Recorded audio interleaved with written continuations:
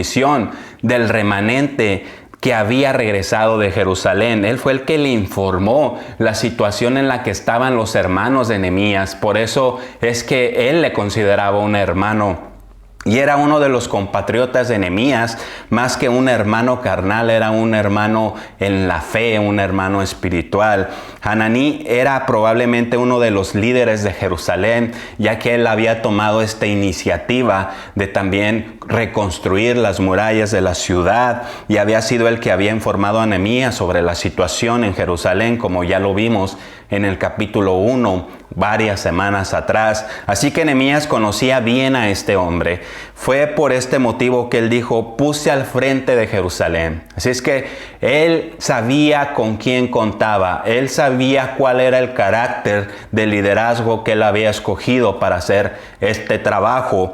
A mi hermano Hananí y Ananías, jefe de la fortaleza, los puso para cuidar esa fortaleza, ese muro fuerte que no podía ser penetrado por las fuerzas del enemigo. Fue nombrado Hananí para este cargo porque era un hombre educado y formado teológicamente. No, fue formado o fue nombrado, mejor dicho, para este cargo por su fidelidad y por su temor a Dios. No somos puestos en lugares de preeminencia dentro de la iglesia por nuestra formación teológica, sino por nuestra fidelidad a nuestro Dios. Aún así, Dios en su misericordia decide llamar hombres imperfectos para hacer esta obra que es perfecta, esta obra que es de Él. Fue uno de los hombres designados para estar al frente, porque era un hombre fiel, porque tenía un temor reverencial a Dios mayor que mucha gente. Siempre lo reconoce, mayor que mucha gente. O sea que fue elegido por su fidelidad y no por su educación ministerial o teológica. Por supuesto que hacen falta pastores y predicadores, maestros bien preparados, y más aún en estos tiempos hay muchísima mala enseñanza dentro del cuerpo de Cristo, dentro de la iglesia, lo cual es muy necesario que los pastores, los predicadores, los maestros de la palabra de Dios enseñemos bien la palabra de verdad. Dijo un hombre predicador que enseñaba a otros predicadores a predicar: si yo tuviera la seguridad de que Cristo vendrá por su iglesia en los próximos 3 años, él dijo, me dedicaría 2 años a estudiar, a contemplar la palabra y 1 año a predicarla. Y después de esto surgió muchas preguntas después de esta afirmación, y él dijo que él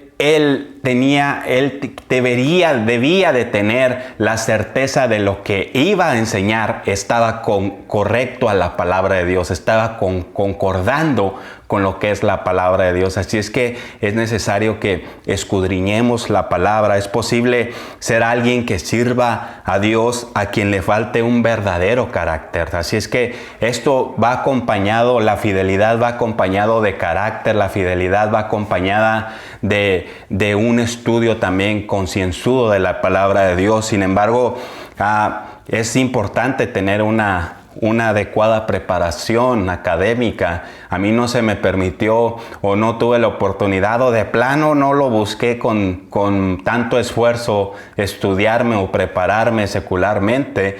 Pero si tú está dentro de tus posibilidades prepararte, ser un profesional en tu área, hazlo.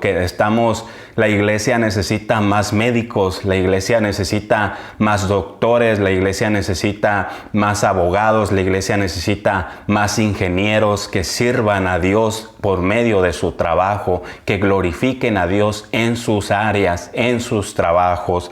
Estimado hermano, es necesario que volvamos a esto, que es necesario que en nuestra área, donde nosotros nos desenvolvemos, seamos esos portadores de la gloria de Dios. Pero lo que Dios quiere en nuestras vidas es fidelidad. En 1 Corintios capítulo 4 y versículo 2, el apóstol Pablo dijo: se requiere de los administradores que sean hallados fieles. No está diciendo que se requiere de los administradores que sean hallados populares o que sean hallados exitosos, o que sean hallados,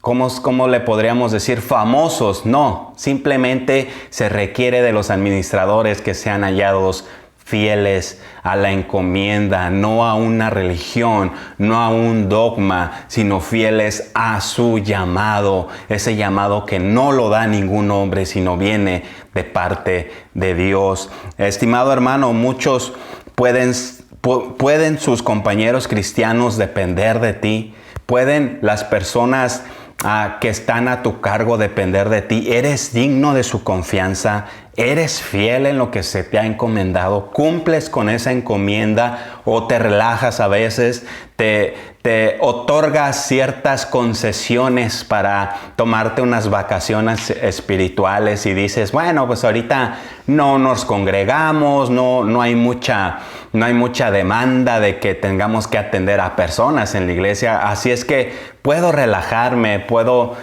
mirar la prédica o la enseñanza de mi iglesia pues a la 1 o a las 2 de la tarde que me despierte. Puede ser digno de nuestra confianza. Las personas pueden confiar su vida espiritual a ti. Cuando te piden oración y que tú le dices, vamos a estar orando, porque esa es siempre la respuesta de parte de nosotros, vamos a estar orando, pero realmente oras, realmente doblas tu rodilla por aquella persona que se sinceró contigo, que te comentó y te platicó un problema, realmente haces esa necesidad tuya. Estamos siendo fieles a la encomienda, estamos siendo fieles al llamado de Dios.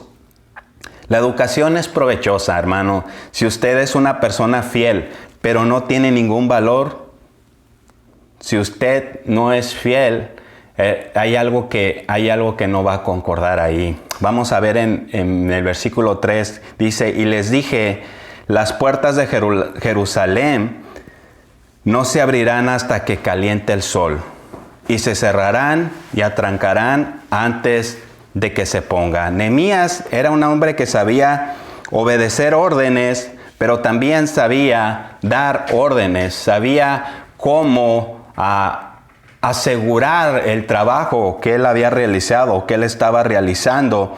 Él siempre supo cómo reaccionar ante cualquier situación. Dice, y de entre los habitantes de Jerusalén nombré guardias e indiqué que cada uno hiciera su turno frente a su propia casa. Y esto es muy puntual para nosotros. Esto es algo que nosotros podemos ver, podemos discernir, que aunque ahorita no te estás reuniendo en una iglesia, en un lugar específico, es muy importante que seas guardia o guarda de tu casa. Tu casa, Dios te la ha dado, tu familia, Dios te la ha dado para que tú le protejas, para que no permitas que el enemigo atraviese la puerta de tu casa, llegue y se asiente en tu sala y se apodere de tu familia.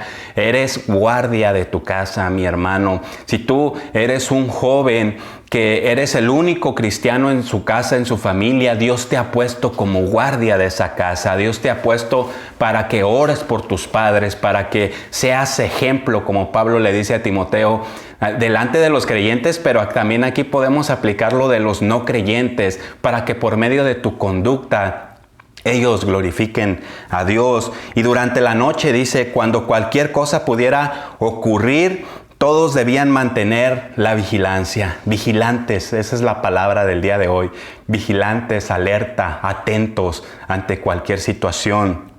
Cada uno tenía que vigilar al menos su propia casa. ¿Estás vigilando tu casa? Imagínese que estuviéramos descuidando nuestra casa, pues estamos abriéndole la puerta a nuestros enemigos, a nuestro enemigo que es Satanás, para que él haga lo que él quiera. No podemos permitirnos eso, mucho menos en este tiempo, mis hermanos, mis amigos. El Señor Jesucristo dijo, y lo que a vosotros digo, a todos los digo, estad despiertos. Eso también lo puedo decir literalmente, hermano. ya son las 11 y pasadito, ya tienes que estar despierto. Estás despierto, hermano, despierta de ese sueño. Esa tendría que ser la actitud de todo creyente, estar alertas, estar despiertos. Tal vez cuando tú te levantas como yo los primeros 10 minutos después de despertarme no estoy al 100. Si me dicen algo como que no, mi cerebro no lo asimila y no sé, estoy en esa parte de que despierto y dormido a la vez. Pero a eso no se refiere la palabra de Dios. Tal vez esa sea la situación de algunos de nosotros. Estamos sonámbulos o estamos en ese lapso de despertar del sueño en el que estamos. La palabra de Dios nos hace un llamado a estar despiertos en todo. Pero en todo caso será una vigilancia confiada en la presencia y en los recursos sobrenaturales del Señor. Así es que si vas a estar vigilante, no es imposible vigilar. Es imposible hacer esta obra, hacer este trabajo de vigilar nuestra casa, nuestros hogares, nuestra propia vida espiritual en nuestras fuerzas. Necesitamos hacerlo confiando en la presencia y en los recursos sobrenaturales de nuestro Señor. Ahora dice el versículo 4, la ciudad era espaciosa y grande, pero había poca gente dentro de ella porque las casas no habían sido reedificadas. Así es que eso era otra situación que tuvo que enfrentar Nehemías. O sea que no se había completado la edificación de todas las casas. Todavía faltaba hacer mucho trabajo. Había muchas cosas que hacer y ellos tenían que estar vigilantes. No podían relajarse, no podían tomarse vacaciones en ese tiempo. Quizás era posible que alguien hubiera estado interesado en construir su propia casa y que se olvidara de vigilarla. Y eso pasó. Si tú lees el libro del profeta Ageo, es un libro de solamente 2 capítulos, capítulo 1 y capítulo 2. Si te lees el capítulo 1, vemos cómo Dios habla por medio del profeta y le dice: estoy enojado con ustedes porque ustedes se han preocupado más por construir sus propias casas y mi casa está en ruinas. Dice, por eso, en otras palabras, unas palabras más entendibles y más a nuestro tiempo, les dice, por eso es que no han prosperado, por eso es que siembran y no cosechan, por eso es de que construyen y nunca terminan, por eso es que lo que ganan no les alcanza y se les va de sus manos rápidamente, porque mi casa no ha sido construida. Han visto más por ustedes que ni por mí, les dice el Señor en el capítulo 1. Y esta es una dura reprensión de parte de Dios hacia el pueblo que posiblemente pueda involucrarnos a nosotros en este tiempo. Has visto más por ti quizás en este tiempo, ahora que no hay servicios así establecidos en una iglesia en la cual puedas ir físicamente. Has dicho, bueno, pues tengo más tiempo para trabajar. Ahora no tengo esa situación en mi mente de que tengo que llegar temprano porque hoy hay culto y tengo que ir, si no el pastor me va a llamar y me va a regañar. Y nos hemos relajado en ese sentido también, porque aunque no haya reuniones presenciales, nosotros tenemos un deber, no con nuestra iglesia, no con nuestro líder, sino con nuestro Dios, con nuestro Señor Jesucristo. Así es que léete los primeros 2 capítulos del libro de Ageo y te vas a dar cuenta de cómo en esta situación el Señor también reprende al pueblo porque estaban queriendo construir su propia casa y se estaban olvidando de la casa del Señor.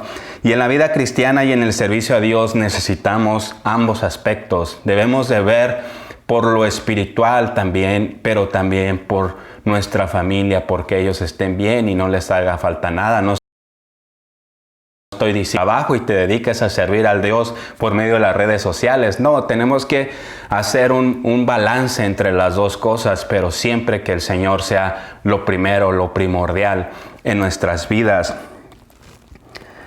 Dice Versículos 5 al 7. Entonces puso Dios en mi corazón que reuniera a los nobles, a los oficiales y al pueblo para que fueran empadronados según las familias. Y allí en el libro de la genealogía de los que habían subido antes, y encontré que en él se había escrito así: estos son los hijos de la provincia que subieron del cautiverio, de los que llevó cautivos Nabucodonosor, rey de Babilonia, y que volvieron a Jerusalén y a Judá, cada uno a su ciudad. Ellos vinieron con Zorobabel, Jesúa, Nehemías, Azarías, Rahamías, Nahami, Mardoqueo, Bilsán, Misperet, Bigbai, Nehum y Baana. Si es que, si estás buscando un nombre para un bebé, pues ahí puedes tomar nota.